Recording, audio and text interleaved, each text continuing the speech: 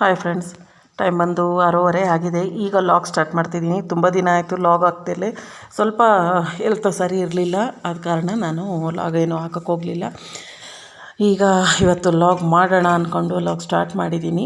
ಮಾನ್ಯ ಓದ್ಕೊತಿದ್ದಾಳೆ. ಟೈಮ್ 6:30 ಆಗಿದೆ. ರಾತ್ರಿ ಸ್ವಲ್ಪ ಹೋಮ್ವರ್ಕ್ ಎಲ್ಲ ಮಾಡಿದ್ದು, ಮತ್ತು ಇನ್ನೂ ಸ್ವಲ್ಪ ಉಳಿದಿದ್ದನ್ನು ಈಗ ಮಾಡ್ತಾ ಕೂತಿದ್ಲು. ಮನೆಯಲ್ಲಿ UPS ಸ್ವಲ್ಪ ಪ್ರಾಬ್ಲಮ್ ಆಗಿಬಿಟ್ಟಿದೆ. ಹಾಗಾಗಿ ಕ್ಯಾಂಡಲ್ ಹಚ್ಕೊಂಡು ಓದ್ಕೊತಿದ್ದಾಳೆ. ಕರೆಂಟ್ ಇರಲ್ಲ, ಅದು ಏನಂತ ಗೊತ್ತಿಲ್ಲ. ನಮ್ಮ ಮನೇಲಿ UPS ಹಾಳಾಗಿರೋದಕ್ಕೂ ಕರೆಂಟ್ ಇಲ್ಲದೆ ಇರೋದಕ್ಕೂ 2 ದಿನದಿಂದ ಅದು ಎಷ್ಟು ಕರೆಂಟ್ ಹೋಗ್ತಾ ಇದೆ ಅಂತ ಹೇಳಿದ್ರೆ, ನನ್ನ ಮೊಬೈಲ್ ಫುಲ್ ಚಾರ್ಜ್ ಆಗೋಕ್ಕಾಗ್ತಿಲ್ಲ, ಅಷ್ಟು ಕರೆಂಟ್ ಹೋಗ್ತಾ ಇದೆ.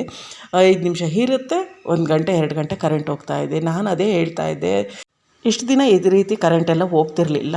ಇವತ್ತು UPS ಇಲ್ಲದೆ ಇರೋದಕ್ಕೂ ಕರೆಂಟ್ ಹೋಗ್ತಾ ಇರೋದಕ್ಕೂ ಏನಪ್ಪ ಕತೆ ಇದು ಅಂತೇಳಿ ಅನ್ನಂಗೆ ಆಗ್ತಾಯಿತ್ತು. ಮನೇಲಿ ಏನಾದ್ರು ಆ ಥರ ಪ್ರಾಬ್ಲಮ್ ಆದಾಗಲೇ ಎಲ್ಲವೂ ಒಂದಕ್ಕೊಂದು ಶುರು ಆಗೋದು ಅಂತಾರಲ್ಲ, ಆ ಥರ ಆಯಿತು. ಮಾನ್ಯ ಓದ್ಕೊತಾ ಇದ್ಲು. ನಾನು ತಿಂಡಿಗೆ ರೆಡಿ ಮಾಡ್ಕೊಂಬಿಡೋಣ, ಕರೆಂಟ್ ಬಂತು ಒಂದು ಸ್ವಲ್ಪ ಹೊತ್ತಿಗೆ, 1-1/4 ಗಂಟೆ ಬಿಟ್ಟು, ಮತ್ತು ಇನ್ನು ಎಷ್ಟೊತ್ತಿಗೆ ಹೋಗ್ಬಿಡುತ್ತೋ ಏನೋ ಅಂತ ಹೇಳ್ಬಿಟ್ಟು ಸೋರೆಕಾಯಿ ಎಲ್ಲ ಹೆಚ್ಚಿಬಿಟ್ಟು ರೆಡಿ ಮಾಡಿ ಇಟ್ಕೊಂಡಿದ್ದೆ ಪಲ್ಯಕ್ಕೆ. ಹಿಂದಿನ ದಿನ ಸೋರೆಕಾಯಿ ಸಾಂಬಾರು ಕೂಡ ಮಾಡಿದ್ದೆ. 2 ಚಿಕ್ಕ ಚಿಕ್ಕ ಸೋರೆಕಾಯಿ ಇತ್ತು, ಹಾಗಾಗಿ ತಿರುಳೆಲ್ಲ ಏನು ವೇಸ್ಟ್ ಮಾಡಲಿಲ್ಲ. ತುಂಬಾ ಎಳೆ ಸೋರೆಕಾಯಿ ಆದ್ದರಿಂದ ಸೋರೆಕಾಯಿ ತಿರುಳೆಲ್ಲ ತೆಗ್ದು ಇಟ್ಕೊಂಡಿದ್ದೆ. ಈಗ ಸೋರೆಕಾಯಿ ತಿರುಳೆಲ್ಲ ಫಸ್ಟು ಗ್ರೈಂಡ್ ಮಾಡ್ಕೊತಾ ಇದ್ದೀನಿ. ಇದಕ್ಕೆ ಜಾಸ್ತಿ ನೀರು ಸೇರಿಸೋದು ಬೇಡ, ಸ್ವಲ್ಪ ನೀರು ಸೇರಿಸಿ ಗ್ರೈಂಡ್ ಮಾಡಿಕೊಂಡ್ರೆ ಸಾಕು ತಿರುಳಿಗೆ. ಯಾಕಂತ ಹೇಳಿದ್ರೆ ಅದರಲ್ಲೇ ನೀರಿನ ಅಂಶ ಎಲ್ಲ ಇರುತ್ತಲ್ಲ, ಬಿಟ್ಕೊಂಡ್ಬಿಡುತ್ತೆ. ಇದ್ರ ಜೊತೆ ನಾನು ಒಂದು 2 ಹಿಡಿಯಷ್ಟು ಮಂಡಕ್ಕಿನ ನೆನೆಸಿಟ್ಬಿಟ್ಟಿದ್ದೆ ತೊಳೆದು. ಯಾಕಂದರೆ ರಾತ್ರಿದು ರೈಸ್ ಇರಲಿಲ್ಲ, ಹಾಗಾಗಿ ರೈಸ್ ಇದ್ದರೆ ನೀವು ರೈಸೇ ಹಾಕ್ಕೊಂಡು ಮಾಡ್ಕೊಬೋದು. ರೈಸ್ ಇಲ್ಲ ಅಂತ ಹೇಳಿದರೆ ಸ್ವಲ್ಪ ಅವಲಕ್ಕಿ ಅಥವಾ ಮಂಡಕ್ಕಿ ಇವೆರಡರಲ್ಲಿ ಯಾವುದಾದ್ರೂ ಆಗುತ್ತೆ. ಅಕ್ಕಿ ಜೊತೆ ಇದಿಷ್ಟನ್ನು ನೆನೆಸ್ಕೊಂಡು ಇಟ್ಕೊಂಡಿದ್ದೆ. ಈಗ ಮಂಡಕ್ಕಿ ಎಲ್ಲ ಸೇರಿಸ್ಕೊಂಡಿದ್ದೀನಿ. ಹಾಗೆ ಇದ್ರ ಜೊತೆ ಅಕ್ಕಿ ಸೇರಿಸ್ಕೊಂಡು ಹಿಟ್ಟನ್ನು ಗ್ರೈಂಡ್ ಮಾಡ್ಕೊಂಡ್ಬಿಡ್ತೀನಿ. ಅಷ್ಟರಲ್ಲಿ ಸೋರೆಕಾಯಿ ಪಲ್ಯ ಕೂಡ ರೆಡಿಯಾಗಿದೆ. ಪಲ್ಯ ತುಂಬಾ ಈಸಿಯಾಗಿ ಮಾಡ್ಕೊಳ್ಬೋದು. ಸಾಸಿವೆ, ಜೀರಿಗೆ, ಉದ್ದಿನಬೇಳೆ, ಹಾಗೆ ಹಸಿಮೆಣಸಿನ್ಕಾಯಿ, ಕರಿಬೇವಿನ ಸೊಪ್ಪು, ಈರುಳ್ಳಿ, 1 ಟೊಮೆಟೊ ಹಾಕ್ಕೊಂಡು ಸಣ್ಣ ಸಣ್ಣದಾಗಿ ಸೋರೆಕಾಯಿ ಎಲ್ಲ ಹೆಚ್ಕೊಂಡು ಸ್ವಲ್ಪ ಅರಿಶಿನ ಪುಡಿ ಸೇರಿಸ್ಕೊಂಡು ಚೆನ್ನಾಗಿ ಎಲ್ಲ ಮಿಕ್ಸ್ ಮಾಡಿಕೊಂಡು ಫುಲ್ಲು ಲೋ ಫ್ಲೇಮ್ ಮಾಡಿಬಿಟ್ಟು ಒಂದು 10 ನಿಮಿಷಗಳ ಕಾಲ ಬೇಯೋಕೆ ಇಟ್ಕೊಂಡ್ಬಿಟ್ರೆ ಉಪ್ಪೆಲ್ಲ ಸೇರಿಸ್ಕೊಂಡು ಸೂಪರಾಗಿ ರೆಡಿ ಆಗುತ್ತೆ. ಕೊನೆಯದಾಗಿ ಸ್ವಲ್ಪ ಕಾಯಿ ತುರಿ ಸೇರಿಸ್ಕೊಂಡ್ರೆ ಸಾಕು, ತುಂಬಾ ಚೆನ್ನಾಗಿರೋ ಸೋರೆಕಾಯಿ ಪಲ್ಯ ರೆಡಿ ಆಗುತ್ತೆ. ಇದಕ್ಕೆ ಬೇಕಾದರೆ ನೀವು ಹೆಸರು ಕಾಳು, ನೆನೆಸಿಟ್ಟಿರುವಂಥ ಹೆಸರು ಕಾಳು ಅಥವಾ ಮೊಳಕೆ ಬರೆಸಿರೋಂಥ ಕಾಳುಗಳು ಯಾವ್ದಾದ್ರು ಇತ್ತು ಅಂತ ಹೇಳಿದ್ರೆ ಸೇರಿಸ್ಕೊಂಡು ಕೂಡ ಮಾಡ್ಕೊಳ್ಬೋದು.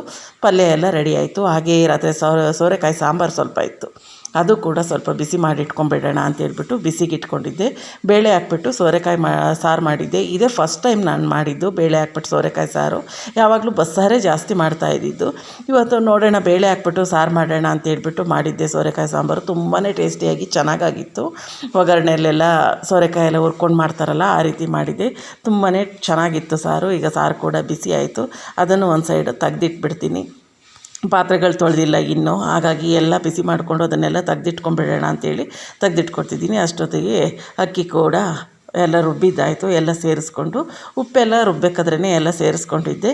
ಈಗ ದೋಸೆ ಬ್ಯಾಟರ್ ಏನಿದೆ ಅದೇ ಅದಕ್ಕೆ ಬಂದಿದೆ ನೋಡಿ. ಯಾಕಂತ ಹೇಳಿದ್ರೆ ಸೋರೆಕಾಯಿ ತಿರುಳಿರುತ್ತಲ್ವ, ಅದರಲ್ಲಿ ನೀರಿನ ಅಂಶ ಇರುತ್ತೆ. ಹಾಗಾಗಿ ಜಾಸ್ತಿ ಎಲ್ಲ ನೀರು ಹಾಕ್ಕೊಂಡು ಎಲ್ಲ ರುಬ್ಕೊಳ್ಳೋಕೆ ಹೋಗಬಾರ್ದು. ನೀರು ಹಾಕ್ಬಿಟ್ರೆ ಫುಲ್ಲು ತೆಳ್ಳಗಾಗ್ಬಿಡುತ್ತೆ. ತಿರುಳು ಹಾಕಿದ್ಮೇಲೆ ಸ್ವಲ್ಪ ಅಕ್ಕಿ ಸೇರಿಸ್ಕೊಂಡು ಗ್ರೈಂಡ್ ಮಾಡ್ಕೊಂಡು ನೋಡಿ, ಆಮೇಲೆ ನೀರು ಬೇಕಾದರೆ ಸೇರಿಸ್ಕೊಂಡು ರುಬ್ಕೊಬೋದು. ಈಗ ಮಾರ್ನಿಂಗೆ ತಿಂಡಿ ಹಾಕ್ಕೊಡ್ತಾ ಇದ್ದೀನಿ. ಟೈಮ್ ಆಯಿತು ಅವಳಿಗೆ ಸ್ಕೂಲಿಗೆ, ಹಾಗಾಗಿ ಅವಳಿಗೆ ಫಸ್ಟ್ ತಿಂಡಿ ಹಾಕ್ಕೊಟ್ಬಿಟ್ಟು ಆಮೇಲೆ ನಾನು ಪಾತ್ರೆಗಳೆಲ್ಲ ತೊಳ್ಕೊಳ್ಳೋಣ ಅಂತ ಹೇಳ್ಬಿಟ್ಟು ಅಂದ್ಕೊಂಡೆ. ಅವಳು ತಿಂಡಿ ತಿಂತಾಯಿದ್ರೆ ಆಮೇಲೆ ಪಾತ್ರೆ ಎಲ್ಲ ತೊಳ್ಕೊಳ್ಳೋದಕ್ಕೆ ಸರಿ ಆಗುತ್ತೆ ಅಂತ ಹೇಳ್ಬಿಟ್ಟು ನೋಡಿ. ದೋಸೆ ಸಾಫ್ಟಾಗಿ ಕೂಡ ಬರುತ್ತೆ, ಹಾಗೆ ಕ್ರಿಸ್ಪಿಯಾಗಿ ಕೂಡ ಬರುತ್ತೆ. ತುಂಬ ಚೆನ್ನಾಗಿ ಬರುತ್ತೆ ದೋಸೆ. ನೀವು ದೋಸೆಗೆ ಎಣ್ಣೆ ತುಪ್ಪ ಹಾಕ್ಕೊಂಡು ಗರ್ಗರಿಯಾಗಿ ಕೂಡ ಮಾಡ್ಕೊಳ್ಬೋದು, ಅಥವಾ ನಾನು ಬೆಳೆಯ ರೊಟ್ಟಿ ಮಾಡ್ತೀನಲ್ಲ ಆ ರೀತಿ ಕೂಡ ಮಾಡಿದ್ರೂ ಆಗುತ್ತೆ. ಎಣ್ಣೆ ಹಾಕಲೇಬೇಕು ಅನ್ನೋದು ಏನಿಲ್ಲ. ಎಣ್ಣೆ ತುಪ್ಪ ಎಲ್ಲ ಹಾಕ್ಕೊಂಡು ಮಾಡಿಕೊಂಡ್ರೆ ಸೇಮ್ ಮಸಾಲೆ ದೋಸೆ ಟೇಸ್ಟ್ ಇರುತ್ತಲ್ವ, ಅದೇ ರೀತಿಯೇ ಬರುತ್ತೆ. ತುಂಬ ಚೆನ್ನಾಗಿರುತ್ತೆ ದೋಸೆ ಈ ರೀತಿಯಾಗಿ ಮಾಡಿಕೊಂಡ್ರೆ. ಮಾರ್ನಿಂಗೆ ತಿಂಡಿ ಹಾಕ್ಕೊಟ್ಟಿದ್ದಾಯಿತು. ಹಾಗೆ ಬಾಕ್ಸಿಗೆ ಕೂಡ ಎಲ್ಲ ಹಾಕ್ಬಿಟ್ಟು ರೆಡಿ ಮಾಡ್ತಾಯಿದ್ದೀನಿ. ಅವಳಿಗೊಂದು ತಿಂಡಿ ಮಾಡಿಬಿಟ್ಟು ಸ್ಕೂಲಿಗೆ ಕಳಿಸ್ದೆ ಅಂತ ಹೇಳಿದ್ರೆ ಆಮೇಲೆ ಸ್ವಲ್ಪ ಫ್ರೀ ಅಂತ ಹೇಳಿ ಅನಿಸುತ್ತೆ. ಬೇರೆ ಏನು ಕೆಲಸನಾದರೂ ಮಾಡ್ಕೊಳ್ಬೋದು ಅಂತ ಹೇಳ್ಬಿಟ್ಟು ಅವಳಿಗೆ ಫಸ್ಟ್ ತಿಂಡಿ ಹಾಕ್ಕೊಟ್ಬಿಟ್ರೆ, ರೈಸ್ ಐಟಮ್ ಎಲ್ಲ ಆಯಿತು ಅಂತ ಹೇಳಿದ್ರೆ ಇಷ್ಟು ಒಂಥರ ಕಷ್ಟ ಅಂತ ಅನಿಸಲ್ಲ. ಯಾಕಂದರೆ ಬಿಸಿ ಬಿಸಿನೇ ಹಾಕ್ಕೊಡ್ಬೇಕು ಅಂತ ಒಂದು ಸರಿ ಮಾಡಿಟ್ಬಿಡ್ತೀವಿ ಅಲ್ವಾ, ಹಾಕ್ಕೊಟ್ಬಿಡ್ಬೋದು. ಇದು ದೋಸೆ ಇವೆಲ್ಲ ಆಯಿತು ಅಂತ ಹೇಳಿದ್ರೆ ಮನೆಯವ್ರಿಗೆ ಒಂದು ಸರಿ ಹಾಕಬೇಕು, ಮಕ್ಳಿಗೆ ಒಂದು ಸರಿ ಹಾಕಬೇಕು, ಈ ರೀತಿ ಅನ್ನಂಗೆ ಆಗುತ್ತೆ. ಮಾನ್ಯ ಕೂಡ ತಿಂಡಿ ತಿಂತಾ ಇದ್ದಾಳೆ. ಅವಳು ಫೇವ್ರೇಟ್ ಅಂತಲೇ ಹೇಳ್ಬೋದು. ಈ ರೀತಿ ಸೋರೆಕಾಯಿ ತಿರುಳು ಹಾಕ್ಬಿಟ್ಟು ದೋಸೆ, ಹಾಗೆ ಸೋರೆಕಾಯಿ ಪಲ್ಯ ತುಂಬಾ ಇಷ್ಟ. ನೆನ್ನೆ ಸಾಂಬಾರು ಮಾಡಿದ್ನಲ್ವ, ಅದಕ್ಕೆ ಬೈತಾ ಇದ್ಲು, ಬೇಳೆ ಹಾಕ್ಬಿಟ್ಟು ಈ ಥರ ಸಾರು ಮಾಡಿದ್ದೀರಲ್ಲಮ್ಮ, ಪಲ್ಯ ಮಾಡಬೇಕಿತ್ತು ಅಂತ ಹೇಳ್ತಿದ್ಲು. ಹಾಗಾಗಿ ಒಂದು ಸೋರೆಕಾಯಿ ಅವಳಿಗೆ ಇವತ್ತು ಇಷ್ಟ ಅಂತ ಹೇಳ್ಬಿಟ್ಟು ಪಲ್ಯ ಪಲ್ಯ ಎಲ್ಲ ಮಾಡಿಕೊಟ್ಟೆ. ವ್ಯಾನ್ ಇನ್ನೂ ಬಂದಿರಲಿಲ್ಲ, ಟೈಮ್ ಆಗಿರಲಿಲ್ಲ. ತಿಂಡಿ ಎಲ್ಲ ಆಗಿತ್ತು, ಟೈಮ್ ಆಗಿತ್ತು. ಆದರೆ ವ್ಯಾನ್ ಏನೋ ಅಂತ ಗೊತ್ತಿಲ್ಲ, ಸ್ವಲ್ಪ ಲೇಟ್ ಆಯಿತು, ಒಂದು 10 ನಿಮಿಷಗಳ ಕಾಲ. ಹಾಗಾಗಿ ನಾನು ಪಾತ್ರೆ ತೊಳೆಯೋಕ್ಕಂತೇಳಿ ಬಂದೆ. ಅವಳು ನನ್ನ ಜೊತೆ ಕೂತ್ಕೊಂಡು ಮಾತಾಡ್ತಾ ಕೂತಿದ್ಲು. ಕ್ಲಾಸಲ್ಲಿ ಏನೋ ಎಲೆಕ್ಷನ್ ನಡೀತಾ ಇದೆಯಂತೆ, ಹಾಗಾಗಿ ಎಲೆಕ್ಷನ್ ಬಗ್ಗೆ ಮಾತಾಡ್ತಾ ನಿಂತಿದ್ಲು. ಅಕಸ್ಮಾತ್ ನಾನು ಸೋತ್ರೆ ಏನು ಮಾಡೋದಮ್ಮ ಅಂತ ಹೇಳ್ತಾ ಇದ್ಲು. ಅದಕ್ಕೆ ಸೋಲು ಗೆಲುವು ಇದ್ದಿದ್ದೆ ಪುಟ, ಪಾರ್ಟಿಸಿಪೇಟ್ ವೆರಿ ಇಂಪಾರ್ಟೆಂಟ್. ನೀನು ಅದರಲ್ಲಿ ಭಾಗವಹಿಸಿದೆಯಾ ಅನ್ನೋದು ಇಂಪಾರ್ಟೆಂಟ್ ಆಗುತ್ತೋ ಹೊರತು ನೀನು ಸೋತಿದೆಯಾ ಗೆದ್ದಿದೆಯಾ ಅನ್ನೋದಲ್ಲ. ಗೆದ್ದಿದ್ದಾರೆ ಅಂತ ಹೇಳಿದ್ರೆ ಅದಕ್ಕೆ ಒಬ್ಬರು ಸೋತಿರೋರೇ ಕಾರಣ ಆಗಿರ್ತಾರೆ. ಆದರೆ ಎಲ್ಲರೂ ಗೆದ್ದಿದ್ದಾರೆ ಅನ್ನೋದನ್ನು ಮಾತ್ರ ಯೋಚನೆ ಮಾಡ್ತಾರೆ. ಅವನ ಗೆಲುವಿಗೆ ಮುಖ್ಯ ಕಾರಣ ಅಲ್ಲಿ ಸೋತೋರಾಗಿರ್ತಾರೆ. ಹಾಗಾಗಿ ಸೋಲನ್ನು ಅಷ್ಟು ಅಲ್ಲಗಣಿಬಾರ್ದು. ಅದನ್ನೆಲ್ಲ ಸೋತಿದ್ದಾರೆ ಅಂತೇಳಿ ಅವರು ಹೀನಾಯವಾಗಿ ನೋಡಬಾರ್ದು. ಯಾಕಂತ ಹೇಳಿದ್ರೆ ಗೆದ್ದೋನು ಗೆದ್ದ ಅಂತೇಳಿ ಎಷ್ಟು ಜನ ಅವ್ರನ್ನ ಗುರುತಿಸಿರ್ತಾರೋ, ಸೋತೋರಿಗೂ ಅಷ್ಟೇ ಜನ ಗುರುತಿಸಿರ್ತಾರೆ. ಯಾಕಂದರೆ ಅವನ ಗೆಲುವಿಗೆ ಇವನು ಸೋತೋನ ಕಾರಣ ಆಗಿರ್ತಾನೆ, ಅಥವಾ ಅವನು ಗೆಲ್ಲೋದಕ್ಕೆ ಅವನ ಜೊತೆ ಹೋರಾಡಿದಾನೆ ಇವನು, ಅವನ ಸಮಕ್ಕೆ ಈಕ್ವಲ್ ಆಗಿ ಅಂತೇಳಿ ಸೋತೋರಿಗೂ ಅಷ್ಟೇ ಬೆಲೆ ಇರುತ್ತೆ. ಜನ ಹಂಗೆ ತಿಳ್ಕೊಳ್ಳೋದಿಲ್ಲ. ಸೋತೋನು ಸೋತೇ ಬಿಟ್ಟ ಅಂತೇಳಿ ಅನ್ಕೋತಾರೆ, ಗೆದ್ದೋರು ಗೆದ್ದೇ ಬಿಟ್ಟ ಅಂತೇಳಿ ಹೇಳ್ತಾರೆ. ಆ ಥರ ಎಲ್ಲ ಯೋಚನೆ ಮಾಡಬಾರ್ದು. ಗೆಲುವು ಸೋಲಿಗೂ ಇಷ್ಟೇ ವ್ಯತ್ಯಾಸ ಇರೋದು. ಇಬ್ಬರೂ ಎಲ್ಲರೂ ಗುರುತಿಸಿರ್ತಾರೆ. ಆದರೆ ಆಡ್ಕೊಂಡು ನೆಗಾಡ್ತಿರ್ತಾರಲ್ಲ, ಅವ್ರನ್ನ ಯಾರನ್ನೂ ಗುರುತಿಸಿರಲ್ಲ ಜನ, ಗೊತ್ತಾಯ್ತಾ? ನಿಮ್ಮನ್ನಿಬ್ಬರನ್ನ ಮಾತ್ರ ಗುರುತಿಸ್ತಾರೆ, ಗೆಲುವನ್ನು ಸೋಲನ್ನು ಅಷ್ಟೇ ಅಂತೇಳಿ ಹೇಳಿದೆ. ಅದಕ್ಕೆ ಗೆದ್ದರೂ ಬೇಜಾರು ಮಾಡ್ಕೊಳ್ಬೇಡ, ಸೋತರೂ ಬೇಜಾರು ಮಾಡ್ಕೊಳ್ಬಾರ್ದು, ಗೊತ್ತಾಯ್ತಾ? ನೀನು ಅದರಲ್ಲಿ ನಾನು ಒಬ್ಬಳು ಇದ್ದೀನಿ ಅಂಥೇಳಿ ಆ ಎಲೆಕ್ಷನ್ನಲ್ಲಿ ಇದೆಯಾ ಅಲ್ವಾ, ಅಷ್ಟು ಸಾಕು ನನಗೆ ಅಂಥೇಳಿ ಹೇಳಿ ಕಳಿಸ್ದೆ. ಯಾಕಂತ ಹೇಳಿದ್ರೆ ಈಗಲೇ ನಾವು ಸೋಲು ಗೆಲುವು ಈ ಥರ ಅದು ಇದು ಅಂತೇಳಿ ಹೇಳಿ ಕಳಿಸ್ಬಿಟ್ರೆ ಮಕ್ಳಿಗೆ ಒಂಥರ ಹಿಂಜರಿಕೆ ಸ್ಟಾರ್ಟ್ ಆಗುತ್ತೆ. ಯಾರು ಒಂಚೂರು ಆಡ್ಕೊಂಡ್ರು ಅಂದಿದ ತಕ್ಷಣ ಅಯ್ಯೋ ಹಿಂಗೆ ಆಡ್ಕೊಂಡ್ಬಿಟ್ರಲ್ಲ ಅಂತೇಳಿ ಬೇಜಾರು ಮಾಡ್ಕೋತಾರೆ. ಅದಕ್ಕೆ ಅದರ ಎಲ್ಲ ಏನೂ ಇರಬಾರ್ದು. ಸ್ಕೂಲ್ ಅದು, ಎಲ್ಲರೂ ಈಕ್ವಲ್ಲಾಗಿ ಇರಬೇಕು. ಅದರಲ್ಲಿ ಒಂದು ಈ ಥರ ಅಂತೇಳಿ ಎಲೆಕ್ಷನ್ ಮಾಡ್ತಾರೆ ಒಂದು ಸ್ಕೂಲ್ ಕೆಲಸನೆಲ್ಲ ನಿಭಾಯಿಸೋದಕ್ಕೆ ಅಂತೇಳಿ ಹೇಳಿದಾಗ ಅದರಲ್ಲಿ ನೀನು ಪಾರ್ಟಿಸಿಪೇಟ್ ಮಾಡ್ತಿದ್ದೀಯ ಅಷ್ಟೇ ಅಂತೇಳಿ ಹೇಳಿ ಕಳಿಸ್ದೆ. ಹೇಳ್ಬಿಟ್ಟು ಅವಳು ಸ್ಕೂಲಿಗೆ ಹೋದ್ಲು. ಎಲ್ಲ ಹೇಳಿ ಕಳಿಸಿ ಸ್ಕೂಲಿಗೆ ಕಳಿಸ್ದೆ. ಮನೆಯವರಿಗೂ ತಿಂಡಿ ಹಾಕ್ಕೊಟ್ಬಿಟ್ಟು ನಾನು ಹಾಗೆ ತಿಂಡಿ ಎಲ್ಲ ಹಾಕ್ಕೊಂಡು ಈಗ ಅಡುಗೆ ಮನೆಗೆ ಬಂದೆ. ಸ್ವಲ್ಪ ಪಲ್ಯ ಉಳಿದಿತ್ತು, ಒಂದು ಅರ್ಧ ದೋಸೆ ಉಳಿದಿತ್ತು. ಹಾಗಾಗಿ ಅದನ್ನೆಲ್ಲ ತೆಗೆದು ಒಂದು ಬಾಕ್ಸಿಗೆ ಹಾಕ್ಬಿಟ್ಟು ಸ್ಟವ್ ಎಲ್ಲ ಕ್ಲೀನ್ ಮಾಡಿಕೊಂಡು ಅಡುಗೆ ಮನೆಯೆಲ್ಲ ಕ್ಲೀನ್ ಮಾಡಿಬಿಟ್ಟು ತೆಗ್ದಿಟ್ಬಿಡೋಣ ಎಲ್ಲದನ್ನು ಅಂತ ಹೇಳ್ಬಿಟ್ಟು ಎಲ್ಲ ತೆಗೆದಿಟ್ಟು ಹಾಗೆ ಸ್ವಲ್ಪ ಕಾಳು ನೆನೆಸಿಟ್ಬಿಡೋಣ. ಸುಮಾರು ದಿನ ಆಗಿತ್ತು ಕಾಳುಗಳೆಲ್ಲ ನೆನೆಸಿ ಸಾರು ಮಾಡ್ದೇಲೆ. ಕಾಳು ನೆನ್ಪು ಮಾಡ್ಕೊಂಡಿದ್ದ ತಕ್ಷಣ ನನ್ನ ಮಗಳು ನೆನಪಾಗ್ತಾಳೆ, ಮೌನ. ಅವಳಿಗೆ ತುಂಬಾ ಫೇವ್ರೇಟ್ ಕಾಳು ಸಾಂಬಾರುಗಳು, ಕಾಳಿನ ಬಸ್ಸಾರು, ಇದೆಲ್ಲ ಅವಳಿಗೆ ತುಂಬ ಫೇವ್ರೇಟ್. ಕಾಳು ಸಾಂಬಾರುಗಳು, ಹಾಗೆ ಕಾಳಿನ ಉಪ್ಸಾರು, ಕಾಳು ಹಾಕ್ಬಿಟ್ಟೆ ಬರೀ ಬಸ್ಸಾರು ಮಾಡ್ತೀವಲ್ಲ ಅದು, ಸೊಪ್ಪು, ಇದೆಲ್ಲ ಅವಳಿಗೆ ತುಂಬಾ ಫೇವ್ರೇಟು. ಹಾಗಾಗಿ ಕಾಳು ನೆನೆಸೋಷ್ಟೊತ್ತಿಗೆ ತುಂಬಾ ನೆನಪಾಗ್ತಾಯಿತ್ತು. ಅವಳನ್ನು ನೆನಪು ಮಾಡಿಕೊಂಡೆ. ಕಾಳೆಲ್ಲ ತೊಳಿತಾ ಇದ್ದೆ. ಕಾಳೆಲ್ಲ ತೊಳೆದು ಎಲ್ಲ ಕ್ಲೀನ್ ಮಾಡಿಕೊಂಡೆ. ಯಾವುದೇ ಕಾಳಾಗಲಿ ನೀವು ಹಾಗೆ ಮಾತ್ರ ನೆನೆಸೋಕೆ ಹೋಗಬೇಡಿ. ನೀಟಾಗಿ ಒಂದು 2-3 ಸರಿ ವಾಶ್ ಮಾಡಿಕೊಂಡು ಆಮೇಲೆ ನೆನೆಸಿಟ್ಕೊಳ್ಳಿ. ಯಾಕಂತ ಹೇಳಿದ್ರೆ ಏನೇನೋ ಕೆಮಿಕಲ್ಲು, ಔಷಧಿಗಳು ಎಲ್ಲ ಹಾಕಿರ್ತಾರೆ, ಕಾಳುಗಳು ಹುಳ ಬೀಳಬಾರ್ದು ಅಂತ ಹೇಳ್ಬಿಟ್ಟಲ್ವ. ನಾವು ಅದನ್ನು ಹಾಗೇ ನೆನೆಸಿಟ್ಬಿಟ್ರೆ ಏನಾಗುತ್ತೆ, ಅದೇ ನೀರಲ್ಲೇ ಕಾಳೆಲ್ಲ ಚೆನ್ನಾಗಿ ನೆಂದ್ಕೊಂಡ್ಬಿಡುತ್ತೆ. ಆದಷ್ಟು ನೀಟಾಗಿ ವಾಶ್ ಮಾಡಿಕೊಂಡು ಒಂದು 2-3 ಸರಿ, ನಾವು ಎಷ್ಟು ಸರಿ ತೊಳೆದ್ರೂ ನೀರೇನು ಗಲೀಜಾಗಿ ಏನು ಕಾಣಲ್ಲ, ಅದು ಕ್ಲೀನಾಗಿದೆ ಅಂತಲೇ ಅನ್ನಿಸ್ತಾ ಇರುತ್ತೆ. ಆದರೂ ಒಂದು 2-3 ಸರಿ ವಾಶ್ ಮಾಡಿಕೊಂಡು ಕಾಳನ್ನೆಲ್ಲ ನೆನೆಸಿಟ್ಕೊಳ್ಳಿ, ಆರೋಗ್ಯಕ್ಕೂ ಒಳ್ಳೆಯದು. ಹಾಗಾಗಿ ಕ್ಲೀನಾಗಿರೋದ್ರಿಂದ ಏನೋ ತೊಂದರೆ ಏನಲ್ವಲ್ಲ, ನಮಗೆ ಒಳ್ಳೆಯದಲ್ವ. ಹಾಗಾಗಿ ಕಾಳೆಲ್ಲ ನೆನೆಸಿ ಎತ್ತಿಟ್ಕೊಂಡಿದ್ದೀನಿ. ಸಂಜೆಗೆ ಸಾರು ಮಾಡೋಣ ಅಂತ ಹೇಳ್ಬಿಟ್ಟು, ಮಿಕ್ಸ್ ಕಾಳು ಹುಳಿ ಮಾಡ್ತಾರಲ್ಲ ಆ ಥರ ಮಾಡೋಣ ಅಂತೇಳಿ ಅಂದ್ಕೊಂಡಿದ್ದೀನಿ. ನೋಡೋಣ ಸಂಜೆಗೆ ಇದೇ ಸಾರು ಮಾಡ್ತೀನೋ ಅಥವಾ ಬೇರೆ ಏನಾರು ಸಾರು ಮಾಡ್ತೀನೋ ಅಂದ್ಕೊಂಡು ನೆನೆಸಂತೂ ಇಟ್ಟಿದ್ದೀನಿ. ಈಗ ಹೋಗ್ಬಿಟ್ಟು ಪಾತ್ರೆಗಳೆಲ್ಲ ತೊಳೆದು ಸ್ವಲ್ಪ ಬಟ್ಟೆ ಕೂಡ ನೆನೆಸಿಟ್ಕೊಂಡಿದ್ದೀನಿ. ಬಟ್ಟೆ ತೊಳೆದು ಬಟ್ಟೆ ಎಲ್ಲ ತೊಳೆದು ಅಡುಗೆ ಮನೆಯೆಲ್ಲ ಸ್ವಲ್ಪ ಎಲ್ಲ ಕ್ಲೀನ್ ಮಾಡಿ, ಸ್ಟವ್ ಎಲ್ಲ ಸ್ವಲ್ಪ ಎಲ್ಲ ನೀಟ್ ಮಾಡಿಕೊಂಡು ಒರೆಸ್ಕೊಂಡು ಎಲ್ಲ ಕ್ಲೀನ್ ಮಾಡಿ ಇಟ್ಬಿಟ್ರೆ ನನ್ನ ಕೆಲಸ ಮುಗೀತು. ಇನ್ನು ಮಧ್ಯಾಹ್ನಕ್ಕೆ ರೈಸ್ ಏನಾದರೂ ಮಾಡ್ಕೊಳ್ಳೋದಾದರೆ ನನಗೊಬ್ಬಳಿಗೆ ಮಾಡ್ಕೊತೀನಿ. ಹಾಯ್ ಫ್ರೆಂಡ್ಸ್, ಎಲ್ಲ ಕೆಲಸ ಎಲ್ಲ ಮುಗೀತು. ಪಾತ್ರೆ ಎಲ್ಲ ತೊಳೆದು ಬಟ್ಟೆ ಎಲ್ಲ ತೊಳೆದು ಅಡುಗೆ ಮನೆ ಎಲ್ಲ ಕ್ಲೀನ್ ಮಾಡಿ ಎಲ್ಲ ಕೆಲಸ ಆಯಿತು. ಮನೆಯವರು ಆಫೀಸಿಗೆಲ್ಲ ಹೋದರು ಅಲ್ವ, ಹೋದ್ಮೇಲೆ ಇಷ್ಟೆಲ್ಲ ಕೆಲಸ ಇರುತ್ತೆ. ಅಷ್ಟೆಲ್ಲ ಕೆಲಸ ಮುಗಿಸ್ಕೊಂಡು ಈಗ ಸ್ವಲ್ಪ ಹುಳ್ಳಿಕಾಳು ಕ್ಲೀನ್ ಮಾಡ್ಕೊಂಬಿಡೋಣ ಅಂತ. ಯಾಕಂದರೆ ಮಳೆಗಾಲ ಅಲ್ವಾ, ಈ ಟೈಮಲ್ಲಿ ಸ್ವಲ್ಪ ಮೊಳಕೆ ಹುಳ್ಳಿಕಾಳು, ಹಾಗೆ ನೆನೆಸಿಟ್ಟಿರೋಂಥ ಹುಳ್ಳಿಕಾಳು, ಹುರಿದು ಹುಳ್ಳಿಕಾಳು ಸಾರು, ಇದೆಲ್ಲ ಸ್ವಲ್ಪ ಜಾಸ್ತಿ ಯೂಸ್ ಮಾಡಬೇಕು ಮಳೆಗಾಲದಲ್ಲಿ. ಹುಳ್ಳಿಕಾಳು ಸ್ವಲ್ಪ ಬಾಡಿ ಹೀಟ್ ಆಗಿರುತ್ತಲ್ವ, ಹಾಗಾಗಿ ಮಳೆಗಾಲದಲ್ಲಿ ಸ್ವಲ್ಪ ಚಳಿ ಜಾಸ್ತಿ ಇರೋದ್ರಿಂದ ಸ್ವಲ್ಪ ಹೀಟ್ ಪದಾರ್ಥಗಳನ್ನು ಜಾಸ್ತಿ ತಿನ್ನಬೇಕಂತ ಅನಿಸುತ್ತೆ. ಹಾಗಾಗಿ ಹುಳ್ಳಿಕಾಳು ಸುಮಾರು ದಿನ ಆಗಿತ್ತು ತೊಗೊಂಡು ಬಂದಿರೋದು. ಕ್ಲೀನ್ ಮಾಡೋಣ ಅಂತೇಳಿ ಅನ್ಕೋತಿದ್ದೆ, ಕ್ಲೀನ್ ಮಾಡೋಕ್ಕೆ ಆಗ್ತಿರಲಿಲ್ಲ. ಹಾಗಾಗಿ ಇವತ್ತು ಅದನ್ನು ಒಂದು ಸ್ವಲ್ಪ ಕ್ಲೀನ್ ಮಾಡಿ ಇಟ್ಕೊಂಡ್ಬಿಡೋಣ ಅಂತೇಳ್ಬಿಟ್ಟು ಎಲ್ಲ ತೆಗೆದಿಟ್ಕೊಂಡಿದ್ದೀನಿ. ಒಂದು ನಿಮಿಷ ಲೈಟ್ ಹಾಕ್ಬಿಡ್ತೀನಿ. ಕರೆಂಟ್ ಇಲ್ದೇಲೆ 2-3 ದಿನದಿಂದ ಈ ಕರೆಂಟ್ ಯಾವಾಗ ಇರುತ್ತೆ ಯಾವಾಗ ಹೋಗುತ್ತೆ ಅನ್ನೋದೇ ಗೊತ್ತಾಗ್ತಿಲ್ಲ, ಹಂಗಾಗ್ತಾಯಿದೆ. ಹುಳ್ಳಿಕಾಳು ಸುಮಾರು ಒಂದೂವರೆ ಕೆ ಜಿಯಷ್ಟು ಹುಳ್ಳಿಕಾಳಿದೆ. ಈಗೆಲ್ಲ ಕ್ಲೀನ್ ಮಾಡ್ಕೊಂಬಿಡ್ತೀನಿ. ಅದರಲ್ಲಿ ಏನು ಅಷ್ಟು ಕಲ್ಲು ಇದು ಎಲ್ಲ ಏನಿಲ್ಲ, ಚೆನ್ನಾಗಿದೆ. ಆದರೂ ಒಂದು ಸರಿ ಎಲ್ಲ ನೋಡ್ಕೊಂಡು ಕ್ಲೀನ್ ಮಾಡಿ ಕಲ್ಲೇನಾರು ಇತ್ತು ಅಂದರೆ ತೆಗೆದ್ಬಿಟ್ಟೆ ನೆನೆಸಿಟ್ಕೊಂಡ್ರೆ ಆಮೇಲೆ ತಕ್ಷಣ ಮೊಳಕೆ ಕಟ್ಟೋದಕ್ಕೆ ಸರಿ ಆಗುತ್ತಲ್ಲ ಅಂತ ಹೇಳ್ಬಿಟ್ಟು ಎಲ್ಲ ಕ್ಲೀನ್ ಮಾಡೋಕ್ಕಂತೇಳಿ ಇಟ್ಕೊಂಡಿದ್ದೀನಿ. ಇದಿಷ್ಟು ಕ್ಲೀನ್ ಮಾಡ್ಕೊಂಬಿಡ್ತೀನಿ. ಕಲ್ಲೇನು ಜಾಸ್ತಿ ಇರೋಲ್ಲ ಹುಳ್ಳಿಕಾಳಲ್ಲಿ, ಆದರೆ ಮಿಳ್ಳೆಕಾಳು ಅಂತ ಹೇಳಿರ್ತಾರಲ್ಲ ಅದಿರುತ್ತೆ. ಕಾಳು ನೆನೆಸ್ಬೇಕಾದ್ರೆ ಒಬ್ಬೊಬ್ಬರು ನಾನು ಸುಮಾರು ಜನಕ್ಕೆ ನೋಡಿದ್ದೀನಿ, ಹಾಗೆ ಡೈರೆಕ್ಟಾಗಿ ನೆನೆಸ್ಬಿಟ್ಟಿರ್ತಾರೆ. ಮಿಳ್ಳೆಕಾಳು ಎಲ್ಲದೂ ಇರುತ್ತೆ ಹುಳ್ಳಿಕಾಳಲ್ಲಿ. ಹಂಗೆ ಏನಕ್ಕೆ ಹಿಂಗೆ ಅಂತ ಹೇಳಿದ್ರೆ, ಯಾರು ಕ್ಲೀನ್ ಮಾಡ್ತಾರೆ ಅಂತೇಳಿ ಹಂಗೆ ನೆನೆಸ್ಕೊಂಡಿದ್ದೀವಿ ಅಂತ ಹೇಳ್ತಾರೆ. ಅದು ಇದ್ಬಿಡ್ತು ಅಂತ ಹೇಳಿದ್ರೆ ಹುಳ್ಳಿಕಾಳು ಸಾರು ಸ್ವಲ್ಪ ಲೋಳಿ ಆದಂಗೆ ಆಗುತ್ತೆ ಅಂತೇಳಿ ಹೇಳ್ತಿದ್ರು ನಮ್ಮ ಅಜ್ಜಿಯವರೆಲ್ಲ. ಹಾಗಾಗಿ ಹುಳ್ಳಿಕಾಳು ಸ್ವಲ್ಪ ಕ್ಲೀನ್ ಮಾಡಿಬಿಟ್ಟು ನೆನೆಸಿಟ್ಕೊಳ್ರಿ ಅಂತೇಳಿ ಹೇಳೋರು. ಹಾಗಾಗಿ ನಮಗೆ ಅದು ಅಭ್ಯಾಸ ಆಗೋಗ್ಬಿಟ್ಟಿದೆ. ಏನೇ ಆದರೂ ಹಂಗೆ ನೆನೆಸೋದಕ್ಕೆ ಒಂಥರ ಅನಿಸ್ತಿರುತ್ತೆ. ಮಿಳ್ಳೆಕಾಳೆಲ್ಲ ಇರುತ್ತಲ್ವ ನೋಡಿ, ಇಷ್ಟು ಇದು ಸಿಕ್ತು ವೇಸ್ಟ್ ಹುಳ್ಳಿಕಾಳು, ಹಾಗೆ ಮಿಳ್ಳೆಕಾಳು ಎಲ್ಲ ಸಿಕ್ತು. ಅದನ್ನೆಲ್ಲ ತೆಗ್ದೀನಿ. ಕಲ್ಲೇನು ಜಾಸ್ತಿ ಇರಲಿಲ್ಲ ಹುಳ್ಳಿಕಾಳಲ್ಲಿ, ಎಲ್ಲ ಕ್ಲೀನ್ ಮಾಡಿದ್ದಾಯಿತು. ಈಗ ತೆಗೆದು ಬಾಕ್ಸಿಗೆ ಹಾಕಿ ಇಟ್ಕೊಂಡ್ಬಿಡ್ತೀನಿ. ಒಂದು ಸಾರಿ ಕ್ಲೀನ್ ಮಾಡಿ ಇಟ್ಕೊಂಡ್ಬಿಟ್ರೆ ಆಮೇಲೆ ಯಾವಾಗ ಬೇಕಾದರೂ ನೆನೆಸ್ಕೊಂಡು ಮಾಡ್ಕೊಳ್ಬೋದಲ್ವ. ನೆನೆಸೋ ಟೈಮಿಗೆ ಕ್ಲೀನ್ ಮಾಡ್ತೀನಿ ಅಂತ ಹೇಳಿದ್ರೆ ಸರಿ ಆಗಲ್ಲ. ಈಗ ರಾತ್ರಿ ಏನಾದ್ರು ನೆನೆಸಿಟ್ಕೋತೀವಿ ಕಾಳನ್ನು ಅಂತ ಹೇಳಿದ್ರೆ ಆವಾಗ ತಗೊಂಡು ನಾವು ಕ್ಲೀನ್ ಮಾಡ್ಕೊಂಡು ಕೂತ್ಕೊಳ್ಳೋದಕ್ಕೆಲ್ಲ ಆಗಲ್ಲ. ಹಾಗಾಗಿ ಒಂದು ಸರಿ ಕ್ಲೀನ್ ಮಾಡಿಬಿಟ್ಟು ಬಾಕ್ಸಿಗೆ ಎತ್ತಿಟ್ಕೊಂಬಿಡೋಣ ಅಂತ ಹೇಳ್ಬಿಟ್ಟು ಎಲ್ಲ ಕ್ಲೀನ್ ಮಾಡಿ ಬಾಕ್ಸಿಗೆ ಹಾಕಿಟ್ಬಿಟ್ಟೆ. ಇದು ಸಂಜೆ ಸಾರು ಮಾಡೋಣ ಬೇಗನೆ, ಕರೆಂಟ್ ಇತ್ತು ಹಾಗಾಗಿ ಬೇಗನೆ ಸಾರು ಮಾಡೋಣ ಅಂತೇಳ್ಬಿಟ್ಟು ಎಲ್ಲ ಹೆಚ್ಚಿಬಿಟ್ಟು ರೆಡಿ ಮಾಡ್ಕೋತಿದ್ದೆ. ಕರೆಂಟ್ ಹೋಗಿತ್ತು. ಮತ್ತು ಇನ್ನು ಎಷ್ಟೊತ್ತಿಗೆ ಬರುತ್ತೋ ಏನೋ ಅಂತೇಳಿ ಎಲ್ಲ ಹೆಚ್ಚಿ ಎಲ್ಲ ರೆಡಿ ಮಾಡಿಟ್ಕೊಂಡೆ. ಅಷ್ಟೊತ್ತಿಗೆ ಮತ್ತೆ ಕರೆಂಟ್ ಬಂತು.